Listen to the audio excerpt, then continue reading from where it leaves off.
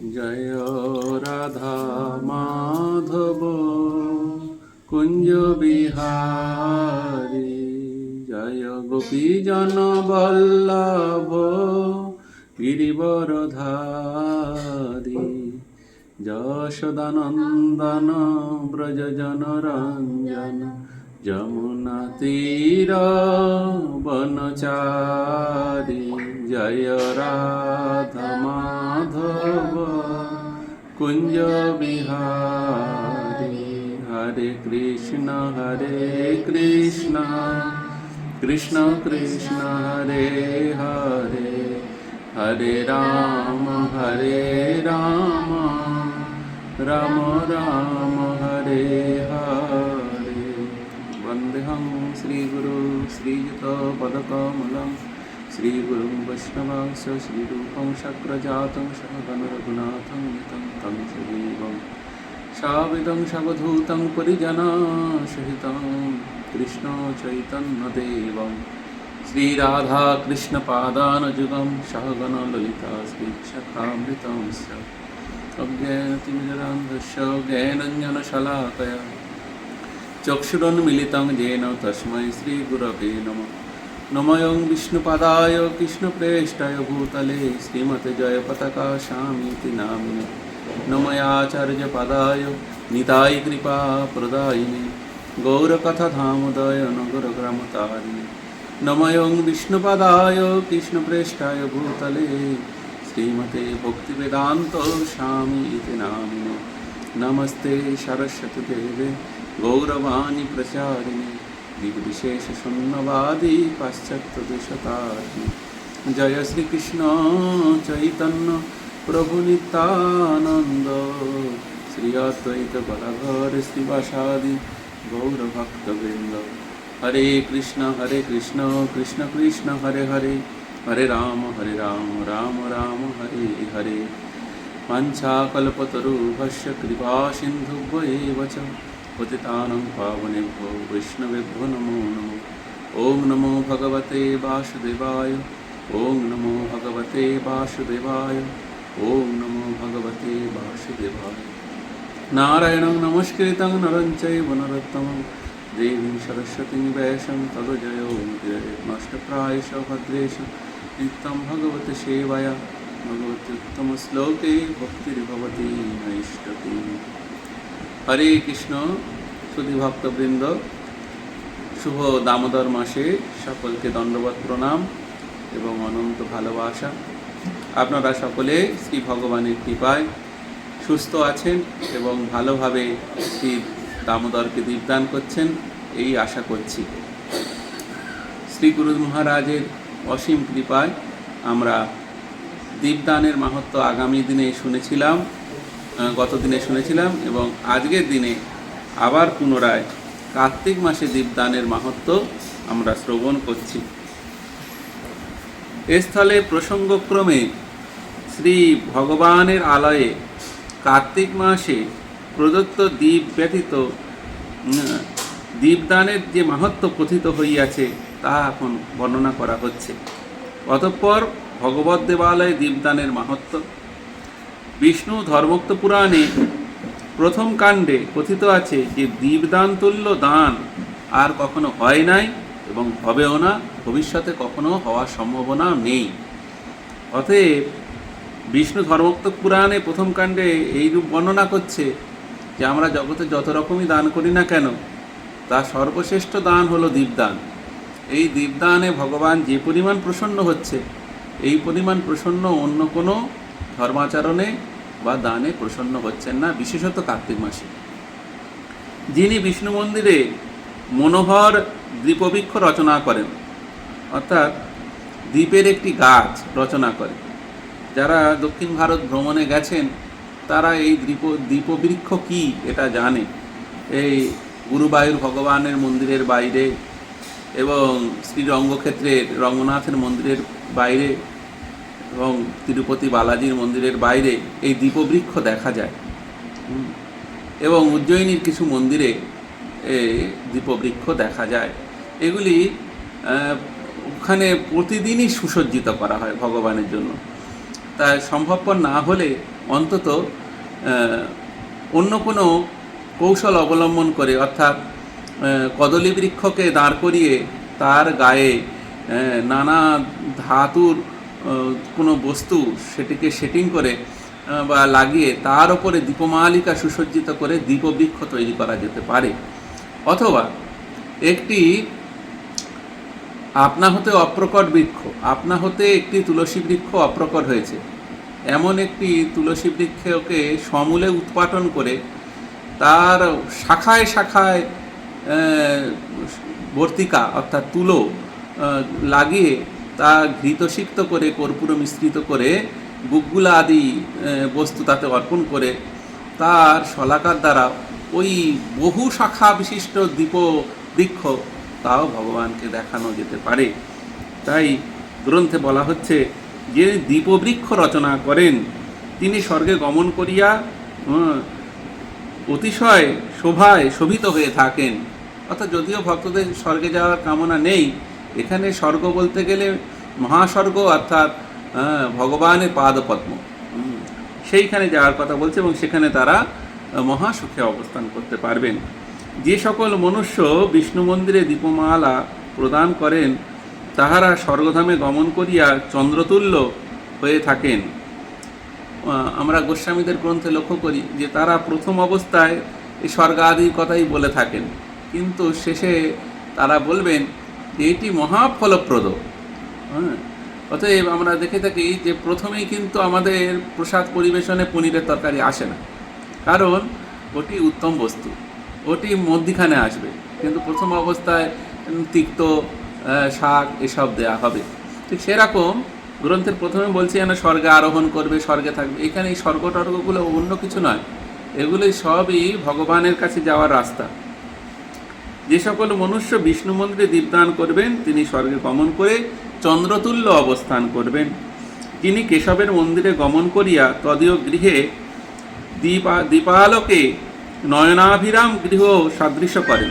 অর্থাৎ আমরা দেখে থাকি যে দীপাবলির দিন যে যার বাড়ি সাজায়, কিন্তু দীপাবলিতে কেউ যদি শ্রীমন্দিরে এসে ভগবানের মন্দির প্রদীপ দ্বারায় সুসজ্জিত করার চেষ্টা করে, যে আমি শ্রী হরিমন্দির সুসজ্জিত করব, বিশেষ করে দীপাবলির দিন গৃহে সুসজ্জিত করেন, তিনি দেবলোকে ইন্দ্রের ন্যায় শোভিত হয়ে থাকেন। ইন্দ্র যেরূপ স্বর্গের রাজা হয়ে সুশোভন হয়ে রয়েছেন, তেমনি তিনি তদ্রূপ অমন দিব্য শরীর ধারণ করে ভগবৎ সেবায় নিয়োজিত থাকতে পারবেন। হে যাদব, দীপ যেমন সমুজ্জ্বল হয়, তেমনি দীপদাতার তেমনই নিত্য উজ্জ্বল মূর্তি ধারণ করিয়া দেবলোকে বিরাজ করেন।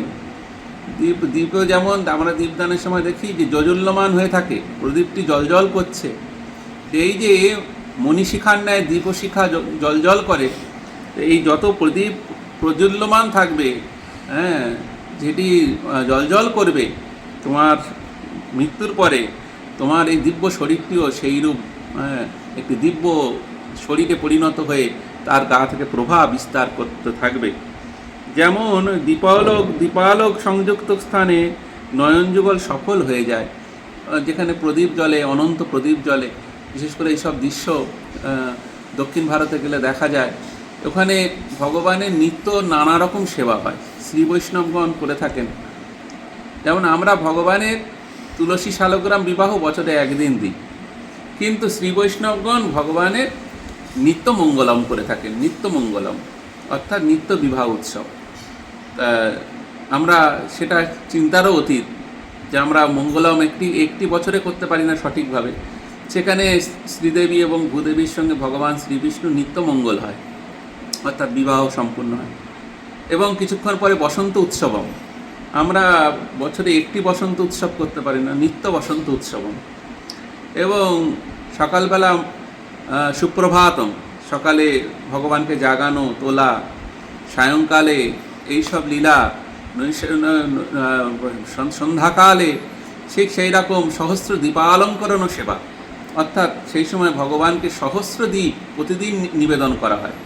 সে তিরুপতি বালাজি হোক, গুরুবায়ুর হোক, বা যে কোনো সাউথের যত সাক্ষাৎ প্রকটিত বিগ্রহ আছে সেগুলোর সামনে সহস্র দীপালঙ্করণও সেবা হয়ে থাকে এবং দোল সেবা, সেই সময় ভগবানকে দোলায় বসিয়ে বসানো হয় এবং এই সহস্র দ্বীপের আলোকবর্তিকার মধ্যে ভগবানকে বসানো হয় এবং সেই সময় কোনো কৃত্রিম আলো অর্থাৎ এই যে বৈদ্যুতিক আলো তখন ব্যবহার সেখানে হয় না। সাউথের কোনো মন্দিরে সেখানে কিন্তু ওই মন্দিরের ভিতরে ইলেকট্রিকের কোনো ব্যবস্থা নেই, সেখানে ওই প্রদীপের আলোতেই সব কিছু ভগবানের সেবা চলে এখনো পর্যন্ত। তাই সেই সহস্র দীপালঙ্করণের সেবা, ভগবানকে সহস্র দ্বীপের দ্বারাই যে সাজানো, তা যদি একটি দিনও কেউ করতে পারে, তেমন দীপদাতা, তাই বলছে, সমুজ্জ্বল করিয়া থাকেন, তিনি উজ্জ্বল মূর্তি ধারণ করবেন এবং তিনি দীপদাতার চক্ষু সার্থক হবে, সেই দর্শন করে দীপদাতার চক্ষু সার্থক হবে। যিনি প্রতিপক্ষে অর্থাৎ একাদশী বা দ্বাদশী দিনে বিষ্ণু মন্দিরে দীপদান করেন, তাহার ফল শ্রবণ করো। তিনি সুবর্ণ মণি মুক্তাখচিত অতি নয়নাবিরাম দীপমালায় শোভিত স্বর্গীয় বিমানে আরোহণ করবেন। তার মৃত্যুকালে ভগবান তার জন্য একটি দোলা পাঠাবেন বা রথ পাঠাবেন, যাতে আরোহণ করবে এবং সেটি মণি রত্ন সুবর্ণ খচিত। সেগুলো দেখলে মনে হবে যেন সেগুলো প্রদীপের দ্বারা সুসজ্জিত, কারণ তুমি ভগবানকে দীপ দিয়েছ, আর ভগবান শুদ্ধ ভক্তকে তার ধামে নিয়ে যাবে ওই রকম একটি সুন্দর নয়নাভিরাম দোলায় করে। যে মানব পশু সূত্রজাত বর্তিকে অর্থাৎ গন্ধ তৈলে স্নিগ্ধ করিয়া দীপদান করেন, দুঃখিত, যে মানব পদ্মসূত্রজাত বর্তিকা অর্থাৎ পদ্মের মৃণাল যেটি আছে ডাল, সেগুলিতে ভেঙে ভেঙে আপনারা টানবেন, দেখবেন ওর ভিতর থেকে একটি করে পশমের মতো সুতো বেরোবে। ওই সুতোগুলি সংগ্রহ করে একটু শুকিয়ে নিতে হবে, সামান্য তাপ পেলে শুকিয়ে যাবে। ওইগুলিকে সংগ্রহ করে ওই যে পদ্মসূত্রজাত বর্তিকা, ওতে সুগন্ধ তৈল দ্বারা যে বিষ্ণুকে দীপদান করেন, তিনি নিরোগ হবেন, তার শরীরে আর কোনো ব্যাধি থাকবে না, তিনি নিরোগ হয়ে যাবেন এবং সৌভাগ্যবতী এবং সৌভাগ্যবান হবেন, এতে কোনো সন্দেহ নাই। যখন অনন্য দেবতাগণ দীপদানে নিশ্চয় মহাপুণ্য হয়, তখন মহাত্মা অনন্ত বাসুদেবকে ওই দিন প্রদান করিলে বহুতর পুণ্য লাভ হইবে, এ বিষয়ে আর সন্দেহ কি। গোস্বামীগণ বলছেন যে দেবতাদের উদ্দেশ্যেই দীপদান করলে, যেমন আকাশ প্রদীপ, হ্যাঁ, পিতৃপুরুষগণ, দেবগণ এবং বৈকুণ্ঠবাসীগণ এরা খুশি হবে, তারাই দীপদানে খুশি হবে এবং তারা অনন্ত ফল দান করবেন। তাহলে একবার বিচার করে দেখতে বলছে যে যিনি সর্বনিয়ন্তা পরমেশ্বর ভগবান, অনন্ত কোটি ব্রহ্মাণ্ডের মালিক ভগবান বাসুদেব, তার উদ্দেশ্য করে কেউ যদি একটি দীপদান করে, তাহলে ওই দীপ প্রদান করলে তার বহুতর পুণ্য লাভ হবে, এ বিষয়ে আর সন্দেহ করার প্রয়োজনীয়তা নেই। উক্ত বিষ্ণু ধর্মোক্ত পুরাণের 3য় খণ্ডে বর্ণিত হচ্ছে যে দীপ চক্ষুপ্রদ অর্থাৎ ঊর্ধ্বগতি প্রদান করে। ভগবান দীপমালিকার দ্বারায় সন্তুষ্ট হয়ে তাকে ঊর্ধ্বলোক দান করেন। দীপশিখার যে পরিমাণে ঊর্ধ্বগতি হয়, অর্থাৎ দীপের শিখা উত্তরোত্তর যেমন উঁচু হয়ে বর্ধিত হতে থাকে, দীপদাতাও সেই পরিমাণ ঊর্ধ্বগতি লাভ হতে থাকে। হ্যাঁ, অনেক সময় লক্ষ্য করবেন যে কখনো কখনো সামনে যদিও ভক্তকে ভগবান কষ্ট দেন না, কিন্তু আমাদের কিছু প্রারব্ধ কর্ম থাকে, তার জন্য আমরা দুঃখ পাই। হ্যাঁ, তা সেটা শারীরিক হতে পারে, মানসিক হতে পারে, কায়িক হতে পারে, অকস্মাৎ বিপদ হতে পারে। কিন্তু ভগবান তার ভক্তকে কখনোই কষ্ট দেন না, এগুলি একটি কৃপা। কিন্তু জড়জগতে এটা তো মানুষ বুঝতে পারে না, তাই তখন কি হয়, সে মনে করে যে আমার বুঝি কোনো অমঙ্গল হলো, কিন্তু প্রকৃতপক্ষে ভগবানের সেবকের কোনো অমঙ্গল ভগবান সাধন করেন না, এটা জানতে হবে।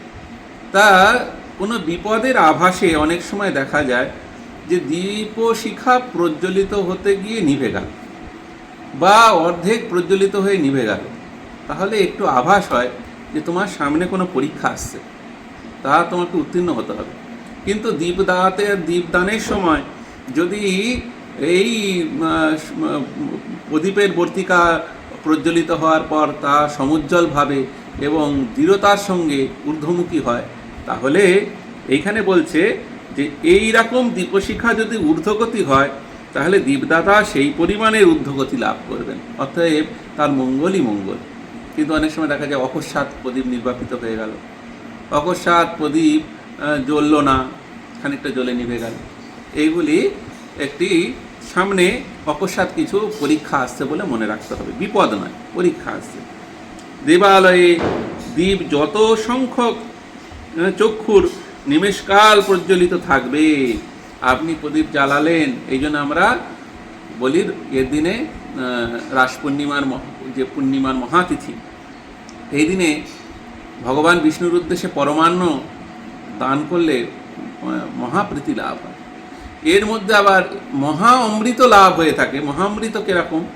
এই যে বিষ্ণু প্রসাদটি, এটি চন্দ্রালোকে রেখে আসতে হয়, এবং ওই যে পূর্ণিমা, শারদ পূর্ণিমা বা এই কার্তিকী পূর্ণিমা যেটি আসছে, এই দিনে যদি একটি শুক্ল বস্ত্র আচ্ছাদন করে বা কোনো শুক্ল ছিদ্রযুক্ত কোনো আচ্ছাদনের দ্বারা আচ্ছাদিত করে, না আচ্ছাদন করতে পারলে আরও ভালো, কিন্তু সেরকম পরিবেশ যদি না থাকে, তাহলে সেটিকে আচ্ছাদন করে যদি এক রাত্রি চন্দ্রালোকে রেখে দেওয়া যায় এবং পরদিন সেই প্রসাদ গ্রহণ করা হয়, সেটি নীরোগ হওয়ার একটি মহাপ্রসাদ তৈরি হয়।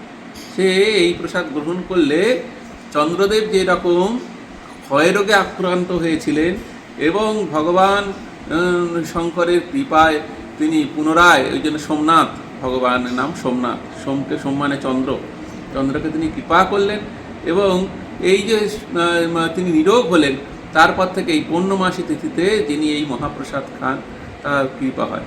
তা আমরা কত কিছু না করেও যদি পূর্ণিমা তিথিতে ভগবানকে পরমান্ন দান করি এবং সেই মহাপ্রসাদ আমরা সকলে গ্রহণ করি, এতেও আমরা পরম মঙ্গল সাধিত করতে পারবো। এবং ওই দিনে মহাদীপ অর্পণ, অর্থাৎ যতক্ষণ জ্বলবে, সেই সময় আপনার চোখের পলক যতবার পড়বে, সেই কথা বলছে যে দেবালয়ে দীপদানের সময় আপনার দেয়া যে দীপটি, সেটি চক্ষুর নিমেষকাল যত চক্ষুষ নিমেষকাল সেটি প্রজ্বলিত থাকবে।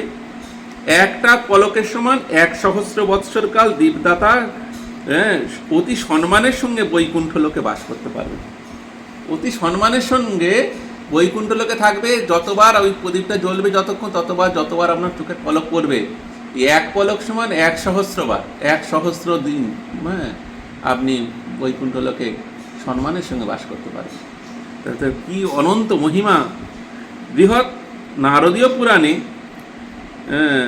বিবিহোত্রেয় নিকট সেখানে যজ্ঞধ্বজের পূর্বজন্ম বৃত্তান্তে কথা প্রসঙ্গে বলতে গিয়ে বর্ণিত হচ্ছে, হে দ্বিজশ্রেষ্ঠ, আমি সম্ভোগ কামনায় এই বিষ্ণু মন্দিরে প্রদীপ জ্বালাইয়া রাখিয়াছিলাম, তাহাতেই আমার কলুষিত নিঃশেষ হয়ে ক্ষয়প্রাপ্ত হইল। অতিপাতকী ব্যক্তি, একটি ঘটনা আছে, সেখানে বলা হচ্ছে যে পিশাচত্ব লাভ করে সেখানে এই দ্বিজশ্রেষ্ঠ একজন ব্রাহ্মণ সন্তান, তিনি কোনো কারণে অভিশাপপ্রাপ্ত হয়ে তিনি পিশাচত্ব লাভ করেছেন। তিনি ঘুরতে ঘুরতে একটি ভগ্ন বিষ্ণু মন্দিরে গেছেন এবং রাত্রিতে কি করে জাগরণ করবে এবং সে নিজে পশু পাখির ভয় থেকে আক্রমণ থেকে রক্ষা করার জন্য একটি অগ্নি সেখানে প্রজ্বলিত করল এবং সেখানে ভগবান বিষ্ণুর প্রাচীন একটি মূর্তি আগে থেকেই ছিল। তো সেটি বহুকাল কোনো রকম দীপশিখা দ্বারাই আলোকিত ছিল না। অকস্মাৎ দীপমালিকা বা দীপের শিখা প্রাপ্ত হওয়াতে ভগবান বিষ্ণু মনে করলেন যে তাকে দীপ প্রদান করা হয়েছে। যদ্যপি সেটা তার সংকল্প নয়, তিনি নিজে বাঁচবার জন্য আগুন জ্বেলেছিল, কিন্তু ভগবান দয়ালু, তিনি সব কিছুই এমন ধরে নেন। তাই বলছে আমি, এবং সে পিশাচ কী করছিল, শুধু সে নয়, তার সঙ্গে পিশাচই ছিল। সেই পিশাচির সঙ্গে সম্ভোগ করবে বলে সে সেখানে জড় বাসনা পূর্ণ করবে বলে সেখানে আগুন জ্বেলেছিল। কিন্তু সেই বিষ্ণু মন্দিরে প্রদীপ জ্বালিয়ে রেখেছিলাম, তাহাতেই আমার কলুষিত সেখানে সকাল উঠে পিশাচত্ব থেকে মুক্তি পেয়ে গেল। এসব কথা নারদীয় পুরাণে আরও বর্ণিত আছে। হ্যাঁ, এবং সেখানে সে পিশাচত্ব থেকে মুক্তি পেয়ে গেল। তখন তারা ভাবছে যে আমরা এই এই এই পিশাচত্ব থেকে লাভ করলাম বা মুক্তি লাভ করলাম কিসে। তখন দৈববাণী হলো যে তোমরা অজ্ঞাতসারেই একটি প্রদীপ জ্বেলেছ, যেটি তোমরা সম্ভব করবে বলে, কিন্তু ভগবান বিষ্ণু মনে করেছেন যে তুমি তাদের উদ্দেশ্যে দীপদান করেছো, তাই সেই মহাপুণ্যে তুমি পিশাচত্ব থেকে মুক্তি লাভ করে গেলে এবং এই কলুষ রাশি নিঃশেষ হয়ে ক্ষয়প্রাপ্ত হয়ে গেল। এই মুহূর্তে আরেকটি আখ্যায়িত আছে যে যজ্ঞধ্বজ নামে এক রাজা পূর্বজন্মে একজন দুষ্কৃতকারী ব্যক্তি ছিলেন এবং তিনি বিজন্ম অর্থাৎ চণ্ডাল ছিলেন। এই যজ্ঞধ্বজ রাজা চণ্ডালে পরিণত হলেন। তিনি এক দিবস পরস্ত্রী সম্ভোগের জন্য পূজাদি রহিত ভগবত মন্দিরে গমন করেন এবং সেই স্থানে সমার্জনাদি দ্বারা পরিবৃত্ত করিয়া প্রদীপ জ্বালাইয়া পাপকর্মে রজনী যাপন করলেন।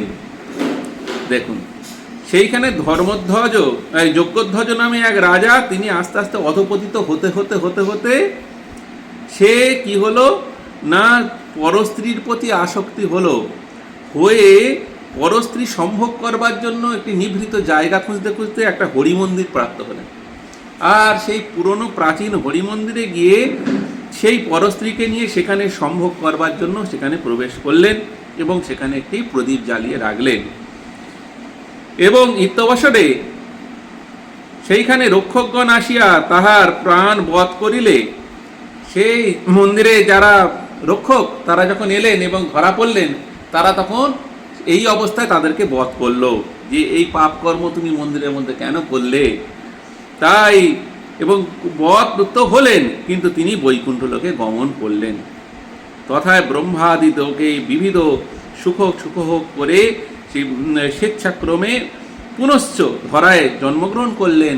ব্রহ্মলোকে গেলেন, কিছুদিন বসবাস করলেন পুণ্যকর্ম, এবং ভগবান ব্রহ্মা যেহেতু ব্রহ্মলোক পর্যন্ত সেখানে পর্যন্ত মায়ায় আবৃত দেশ, সেখান থেকে পুনরায় গমন করতে হবে। পুণ্য ক্ষয় হলে সেখান থেকে পুনরায় এই ধরিত্রীতে ফিরে আসতে হবে। একমাত্র বৈকুণ্ঠ ধামে যতক্ষণ না পর্যন্ত না যাওয়া যাচ্ছে, বিরজা পার হয়ে, ততক্ষণ পর্যন্ত আমরা মায়ার জগতেই থাকবো। সে শিবলোক হোক ব্রহ্মলোকই হোক। তো ব্রহ্মলোক থেকে তার ক্ষীণপুণ্য হলো, পুণ্য ক্ষয় হওয়ার ফলে সে আবার কোথায় এলো না পৃথিবীতে চলে এলো। পৃথিবীতে এলো বটে, কিন্তু ভগবান কৃপা করে তাকে একটি ধর্মাচরণ করবার জন্য সুযোগ দিল। সেখানে সে জন্মগ্রহণ করলো এবং বিষ্ণু ভক্তি পরায়ণ রাজা হয়ে জন্মগ্রহণ করলেন। সেখানে তিনি বিষ্ণু ভক্তি পরায়ণ রাজা হয়েছিলেন এবং তখন নিজ জ্ঞানে ভগবান বিষ্ণুকে দীপদান করলেন আজন্মকাল, এবং দীপদানের প্রভাবে সে হাসতে হাসতে বৈকুণ্ঠ লোকে চলে গেল। আর বিষ্ণু ধর্মে কথিত আছে যে বিষ্ণু মন্দিরে প্রদত্ত দীপদাতার হস্তে থাকিতে থাকিতে যদি তাহার নির্বাপন প্রাপ্ত হয়, তা হইলেও মহৎ ফল লাভ মহৎ ফল লাভ হয় এবং সেই দ্বীপ নরকগতি দূর করতে পারে। তাহলে ভাবুন কি করবেন আপনারা, এই মাটির প্রদীপ ফেলে দেবেন হাত থেকে না কি করবেন? বলছে যে এমন প্রদীপটি জ্বলবে, সে যদি কষ্ট করে হলেও অর্থাৎ একটা আশ্রয় নিয়ে জ্বালালে মনে হয় ভালো, এতক্ষণ সেটিকে ভগবানের সম্মুখে ঘোরাতে হবে যে সেটা দেখিয়ে দেখিয়ে দেখিয়ে দেখিয়ে সেই প্রদীপটি তোমার হাতেই নির্বাপিত হয়ে যাবে। তুমি রাখবে না, তুমি যতক্ষণ প্রদীপটি জ্বলবে ততক্ষণ সেটি ভগবানকে সেটিকে দেখাতে হবে। তাই বলছে যে বিষ্ণু প্রদত্ত এই দীপদাতা হস্তে থাকিতে থাকিতে এই প্রদীপ নির্বাপিত হতে হবে। তাই এই যতক্ষণ তিনি সেই মহৎ কর্মটি করবেন, এটি মহা ফললাভ হয় এবং সেই দীপদাতা তাকে আর নরকগতি প্রাপ্ত হতে হয় না। তিনি নরকের লিস্ট থেকে তার খাতা থেকে তার নামটা কেটে বাদ চলে যায়। নারদ পুরাণে মোহিনীর প্রতি শ্রী রুক্মদেব একটি বাক্য বলে বলছেন যে হে বরবর্ণিনী, দানের নিমিত্ত বহু বিত্তক্ষয় হৃদয়ে অত্যন্ত দুঃখদায়ক হয়ে যায়।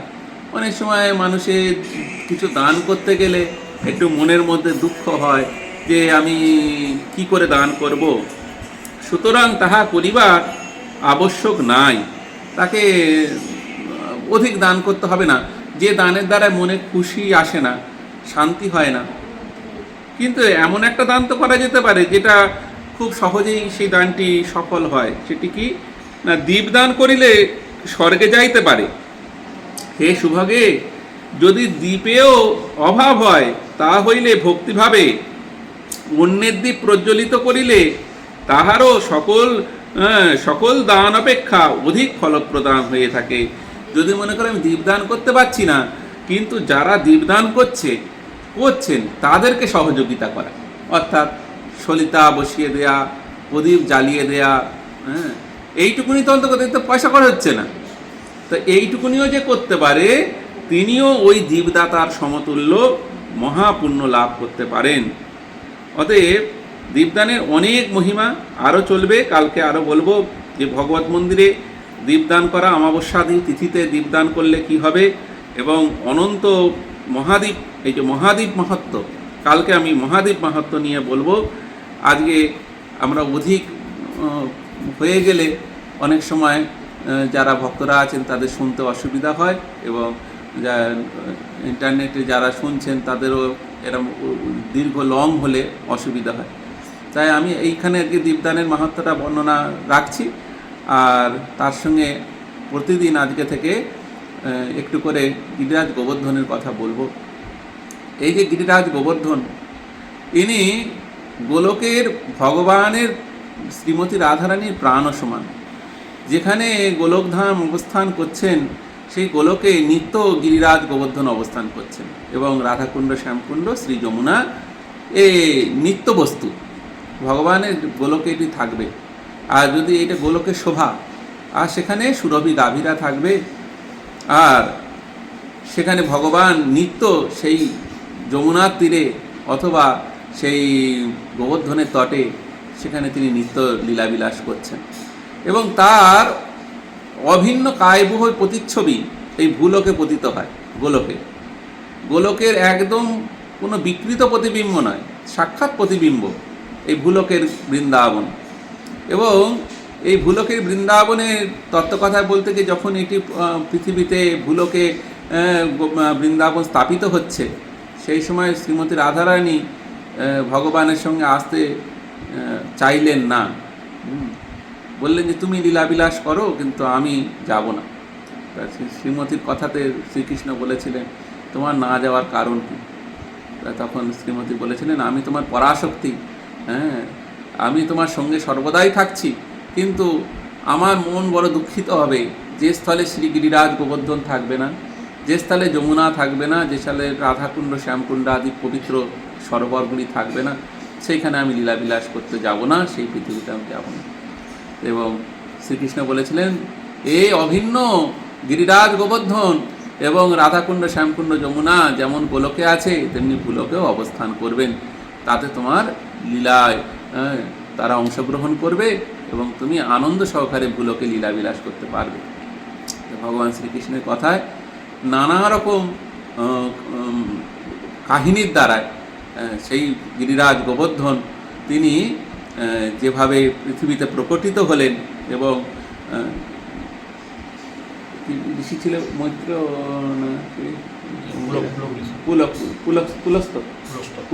পুলস্ত মুনির দ্বারায় যেভাবে তিনি গিরিরাজ গোবর্ধন বৃন্দাবনে এলেন, সে কথা আমরা কালকে একটু আলোচনা করব। আর এই তিনি আবির্ভাব এবং তারপরে প্রতিষ্ঠা পেলেন গিরিরাজ, এবং গিরিরাজ যেভাবে প্রতিষ্ঠা হওয়ার পরে সেই গিরিরাজ গোবর্ধনে ভগবানের যে অনন্ত লীলা, এবং অনন্ত লীলার পরে ধীরে ধীরে ধীরে ধীরে কালক্রমে আমাদের কলিযুগের আগমন, এবং কলিযুগের আগমন হওয়াতে পুনরায় গিরিরাজ গোবর্ধনে গোপালের প্রাকট্য এবং অন্নকূট মহোৎসব, এই সব কথা আমরা ধীরে ধীরে শ্রবণ করতে পারব। তা যেহেতু সামনের বুধবার অন্নকূট মহোৎসব, এবং এটি একটি অতীব প্রীতি সহকারী লীলা, ভগবানকে প্রীতিদান করবার লীলা। অন্যান্য লীলা ভগবানের আবির্ভাব লীলা, কিন্তু এটি কার্তিক মাসে ভগবানের একটি অত্যন্ত আনন্দদায়ক এবং ভগবানের প্রীতিদায়ক লীলা। শাস্ত্রে বলা হয়েছে ভগবানকে চারটি বস্তুতে খুব প্রীত করা যায়, হ্যাঁ, তার মধ্যে একটি বস্ত্র সেবা, একটি অলঙ্কার সেবা, একটি পুষ্প সেবা, আর একটি ভোগ সেবা। এই তার মধ্যে সবচেয়ে প্রিয় সেবা ভগবানের হচ্ছেন ভোগ সেবা, যিনি ভগবানকে নানা রকম খাদ্যবস্তু দ্বারা ভগবানের প্রীতি সাধন করার চেষ্টা করেন, তার উপর ভগবানের কৃপাদৃষ্টি বর্ষিত হয়। তাই শুধু ভক্তগণ, গিরিরাজ গোবর্ধন কথা দিয়েছিলেন যে তিনি ভোগপ্রিয়। এই দিনে গিরিরাজ গোবর্ধনের উদ্দেশ্যে যার ভিতরে যেটুকুনি কলা জানা আছে, অর্থাৎ রসুইয়ের রান্নার যে কলা জানা আছে তা উজাড় করে দেওয়া উচিত। আমরা জড়জগতে একটি ব্যক্তির জন্য 10টি আত্মীয়ের জন্য মনোরঞ্জন করবার চেষ্টা করি, কিন্তু উপরন্তু আমরা কি ফল পাই? যত ভালো করার চেষ্টা করি না কেন, সেই খাদ্য গ্রহণ করে তারা একটি পুরস্কার দিয়ে যায়, নয় মিষ্টি হয়নি, নয় অতিরিক্ত হয়েছে, নয় বেশি সিদ্ধ হয়েছে, নয় আর একটু কম করলেই হতো। কিন্তু শ্রী ভগবানের নিমিত্ত যদি আমরা রান্না করি, তিনি এতটাই ভক্তবৎসল, যদি কোনো বৈগুণ্যাদি দোষ হয়েও থাকে, যদি ভুল হয়েও থাকে, লবণ পড়ল না বা অতি লবণ হলো বা ঝাল হলো, কটু হলো, কিন্তু তুমি কতটা প্রীতি সহকারে তাকে করে দিলে, সেটাই হচ্ছে ভগবান গিরিরাজের খুব আনন্দ বিধান করে। তাই ভাবের ঠাকুর, প্রেমের ঠাকুর শ্রী গিরিরাজ গোবর্ধনের খুশির জন্য আপনাদের প্রথম দিনে একটি কথা জানাচ্ছি, আপনারা প্রস্তুত হন। আপনাদের আপনাদের শারীরিক শক্তি অনুসারে, মানসিক বল অনুসারে এবং আপনাদের যেটুকুনি জানা আছে সেইটুকুনির মধ্যে আপনারা শ্রী ভগবানের জন্য সাত্ত্বিকভাবে, সাত্ত্বিক বাসনে এবং সাত্ত্বিক দ্রব্য দিয়ে মনোরম মিষ্টান্ন বা পিঠা পুলি বা চাটনি এইসবগুলি আপনারা করতে পারেন এবং ভগবানের জন্য সেগুলি গিরিরাজ গোবর্ধন পূজায় আনতে পারেন ভগবানের প্রীতির জন্য, এবং তা একত্রিত করে আমরা মাধুকরী প্রসাদ করে সকলের মধ্যে বিতরণ করে দেবো। সকলে ভালো থাকবেন। আগামী দিন আবার গিরিরাজ গোবর্ধনের কথা এবং দীপদানের মাহাত্ম্য বলবো। হরে কৃষ্ণ। ধন্যবাদ। প্রণাম।